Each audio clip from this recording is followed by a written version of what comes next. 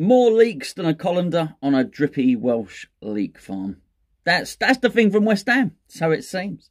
And despite David Moyes' best efforts to cut the leaks out, we've sprung another one.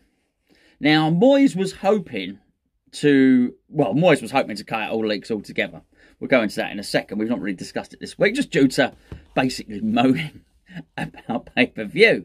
But David Moyes made it clear that he wants to stop the leak culture at West Ham. The news that he didn't want to get out has got out. Now, it's news that's not going to surprise anyone because Antonio's injured, and how long he's injured for has not been confirmed.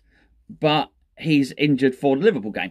And the reason that David Moyes didn't want this information to come out is quite obvious, because it's tactical. He doesn't want to give Jurgen Klopp any advantage before a game in which, let's be fair, Liverpool don't really need many advantages when they've got players like Salah and Alisson and Mane and so on and so forth.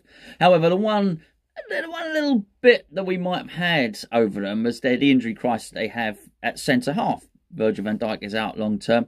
Matip may or may not be back. He's been back for a long time. And Gomez on his own sometimes looks like a rabbit caught in the headlights. In fact, you might say that their defence, having shipped 7 against Aston Villa, is a bit like a drippy Welsh league farm with a colander on top. So many leaks in their defence. But them having the uncertainty of not knowing whether they're going to play against Antonio or Sebastian Haller is one slim advantage to us. And I can only imagine that David Moyes is absolutely fuming at the moment, because somehow he'd managed to drip feed the story out that Antonio might be available for the Liverpool game.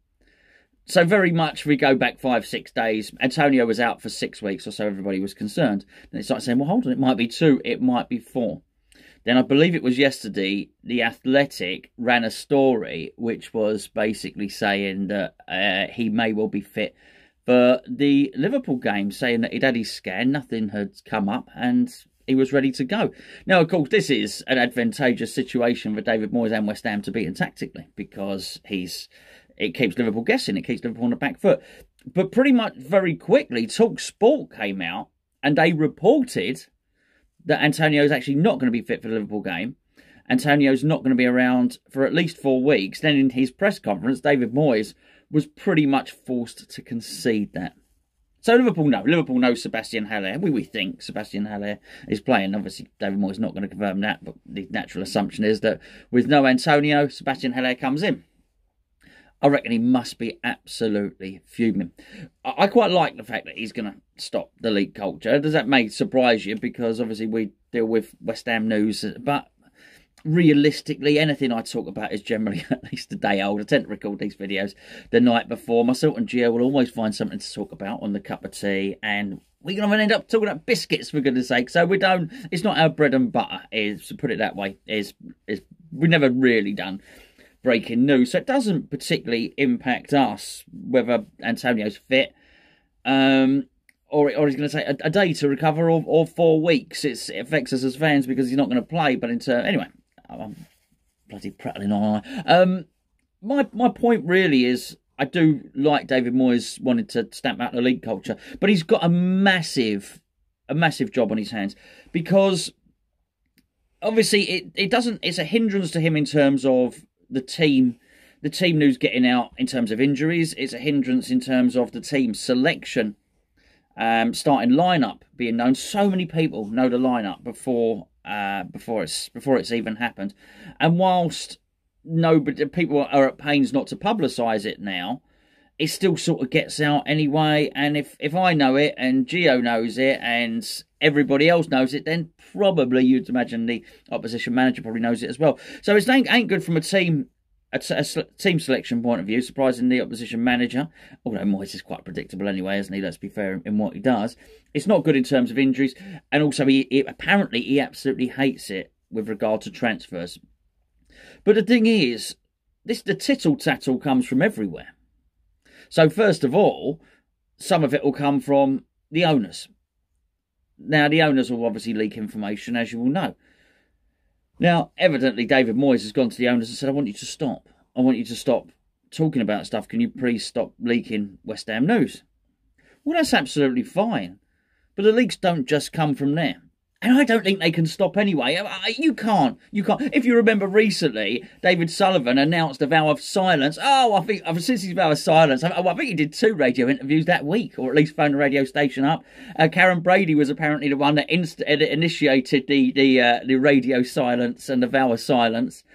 And I think she had a column up in the Sun that week. And I do believe also David Gold phoned Talk Sport and continued to brief the press, although he is without a shadow of a doubt the quietest of the 3 these days. It's very difficult to make them stop talking, and that's just one thing. But even if you did, I don't actually believe the majority of the leaks come from them anyway.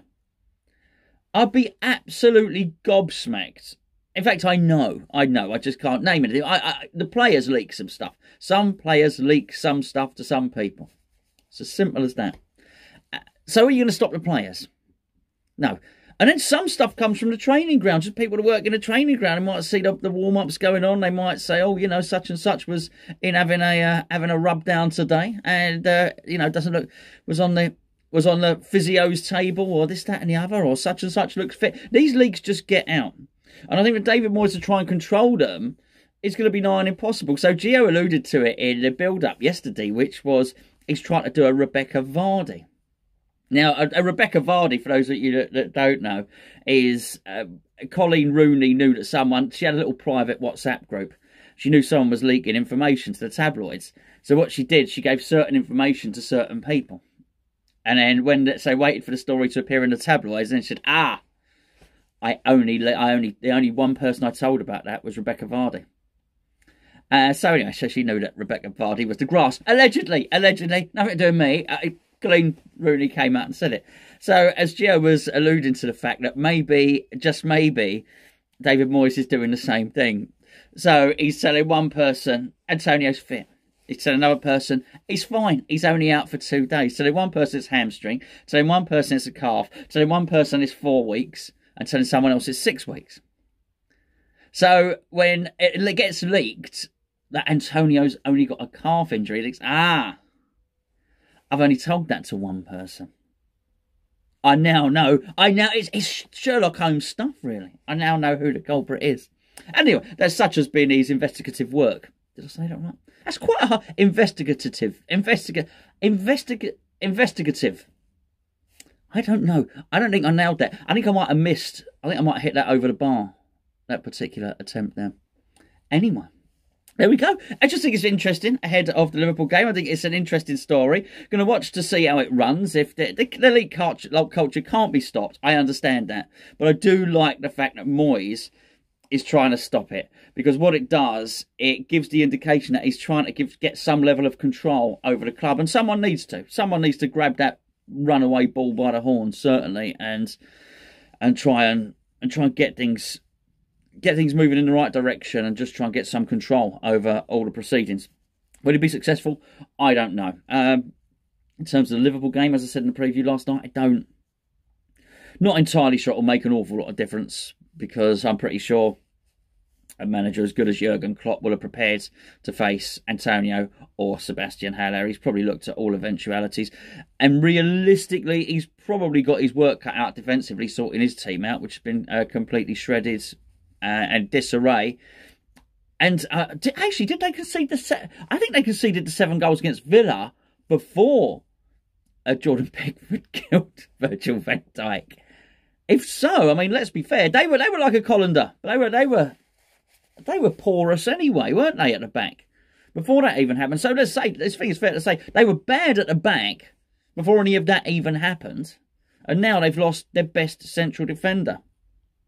So I think they make hay while the sun shines. I think anybody, and it's going to be Sebastian Haller, a striker, can look into that game and look forward to that and think, actually, I fancy my chances against Gomez. I fancy my chances against Matip or the youngster if he comes in. And I do. I think what I said on the preview as well. I think the fullbacks are going to be forced to defend, Robertson and Trent Alexander-Arnold, more than they'd like to. It's just really important that we do get some support up next to Haller. And I do hope that we just don't see exactly the same team, which is just Haller in for Antonio. I do hope he takes Fornals out. Not because anything wrong with a fornicator. He fornicates with the best of them. But We need someone a little bit more creative. So Lanzini or Ben Rama in there, just to give Liverpool something to think about, just to give Trent Alexander something to think about. Because I tell you what, Trent Alexander-Arnold is going to be far happier to maraud forward if Fornals is playing than he is if Lanzini or Ben Rama's playing. If either of those two are playing, he's going to be thinking, hold on, I've got to keep my eye on one of these. In fact, he's going to be instructed to keep his eye on one of those. I did predict a win in this game, but I do think it's so many people are predicting a good result for West Ham. That now has me worried, because whilst they did concede 7 against Aston Villa, whilst they don't look in their best shape, it's not very long ago that they were the best team in the country and the best team in Europe. And they weren't only that because of Van Dijk, as wonderful a player as he is. I do. Mo Salah seriously worries me. Seriously worries me. And I do think that defence is going to have to be at its best. I do think we're going to have to sit deep, like we did against Manchester City. But we have to have the ability to get out, and we have to have the ability to get out quickly and get at them. And most importantly, we're going to have Sebastian Haller. You've got to get service to him. I don't want to dump in my hand then. You've got to get service to him. He will beat any of the Liverpool centre-backs in the air time and time again. Well, that's an attribute you've got to play to. So, this game either gets decided, don't get decided on leaks and who gave away what information. This game definitely does, though, get decided upon whether we can get corners and we can get set places, and whether or not they can get Mane and Salah in behind our back line. It's going to be really, really interesting. I'm not watching it. I'm missing this one. My first game I'm missing. Well, I guess I'm missing all of them because I'm not going to any of them at the moment. But first game I'm missing in a little while. So I think I'll be relying. I'm out. I've got commitments. I might have to have like the old secret earpiece in or something like that. So I'll be looking forward to it. So you won't be hearing from me on match day, which is why I'm uploading this now, because I'm up to no good basically.